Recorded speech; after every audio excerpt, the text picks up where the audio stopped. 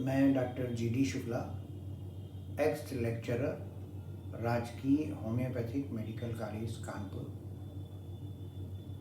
पिछले लेक्चर में मैंने एल्युमिनियम के विषय में और उसके द्वारा होने वाली बीमारियों के विषय में काफ़ी विस्तार से बताया था। आज मैं एक नया टॉपिक लेना चाहता हूँ, वो है कॉपर। कॉपर एक ट्रेस मिनरल है जो बॉडी को रिक्वायर्ड है और कॉपर की अधिकता से बहुत सारी बीमारियां हो जाती हैं और कॉपर के डेफिशिएंसी से भी डिसीजेज होती हैं। इसको बहुत कम मात्रा में लेने की आवश्यकता है और प्रतिदिन इसकी रिक्वायरमेंट होती है। भारतीय दर्शन में कॉपर के पात्र को पूजा के स्थान पर प्रयोग किया जाता है और यह कहा गया है कि इसे मुंह लगाकर नहीं पीना चाहिए, अर्थात अधिक मात्रा में कॉपर का जल पीना हानिकारक है। थोड़ी मात्रा में इसको प्रतिदिन लेना चाहिए। अगर कॉपर अधिक मात्रा में लिया जाता है तो उसे बॉडी एक्सेप्ट कर लेती है, ब्लड स्ट्रीम में इंटेस्टाइन के द्वारा एब्जॉर्ब होता है, पर किडनी के द्वारा वो निकाला जाता है। बार बार किडनी के द्वारा निकालने की वजह से रीनल फेल्योर के चांसेस आने लगते हैं। अब अगर किडनी ने उसको नहीं निकाला तो बॉडी में क्रैम्प आने लगते हैं, कन्वर्जन्स होने लगते हैं, एपिलेप्टिक कन्वर्जन्स तक आ जाते हैं। पेट में शूल का दर्द, क्रैम्पिंग पेन, वायलेंट क्रैम्प आता है।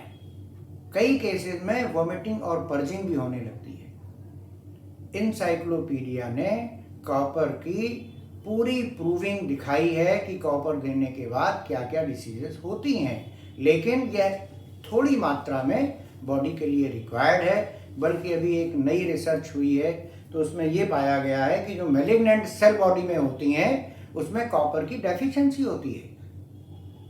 It means it is highly required to human body but it is required in very minimum quantity.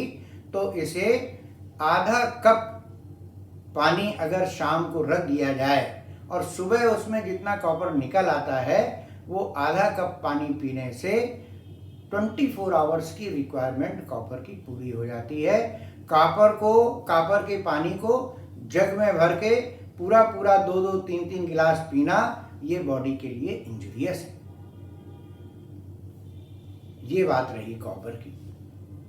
दूसरी बात, आजकल बहुत ज़्यादा ये होता है कि फला चीज़ बॉडी के लिए बहुत लाभदायक है, तो ड्रग्स तो जितनी भी हैं वो सब लाभदायक है, लेकिन ड्रग्स तभी फायदेवर है जब आपकी बॉडी में डिसीज की प्रेजेंस हो and there is a requirement of that very drug to combat with disease. लेकिन अगर कोई बीमारी नहीं है तो किसी भी औषधि को नहीं लेना चाहिए। हल्दी का प्रयोग, हल्दी बहुत ज़्यादा आजकल दूध में डालकर ली जा रही है, लेकिन हल्दी को इंसाइक्लोपीडिया में देखना चाहिए कि वो क्या क्या प्रॉब्लम्स क्रिएट करती है और आप कहीं ना जाएं, गूगल में ही हल्दी के इफेक्ट्स को देखें।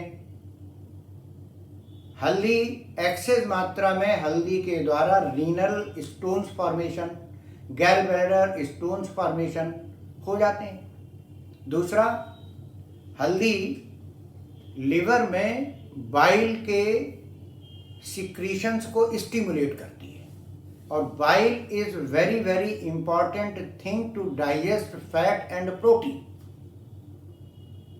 अब आप जो भोजन में प्रोटीन ले रहे हैं, आपने देखा होगा कि चने के द्वारा कढ़ी बनाई जाती है, पर उस कढ़ी में हल्दी का प्रयोग होता है।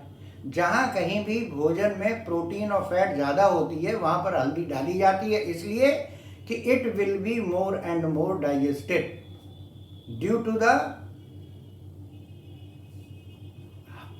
Higher secretion of bile in the intestine from gall bladder. अब उसमें प्रोटीन का डाइजेशन काफ़ी अच्छा हो जाता है। लेकिन आजकल आदमी कितना फिजिकल एक्टिविटीज कर रहा है, उसको कितनी कैलोरी कंज्यूम कर रहा है। मोस्टली लोगों का चलना फिरना, फिजिकल एक्टिविटी बहुत कम हो गई है और उसकी वजह से कैलोरी ज़्यादा आ जाती है तो प्रोटीनूरिया बीमारी हो जाती है, किडनी में प्रोटीन जाने लगता है। तो संतुलित आहार लेना है। 2900 कैलोरी की रिक्वायरमेंट उस ह्यूमन बीइंग को है, उस मेल जेंडर को है जो खूब फिजिकल वर्क करता है। तो फिजिकल एक्टिविटीज कम होती जा रही हैं और भोजन की क्वालिटी बढ़ती जा रही है। तीसरी बात बहुत ही इंपॉर्टेंट ये है कि ज़्यादातर आहार आदमी पका हुआ खा रहे हैं और खाने को पकाने से उसमें विटामिन्स नष्ट हो जाते हैं। विटामिन डेफिशिएंसी से तमाम सारी बीमारियां हो रही हैं। विटामिन सी की कमी से माउथ में, ब्रीदिंग में ऑफेंसिवनेस आने लगती है, बदबू आने लगती है,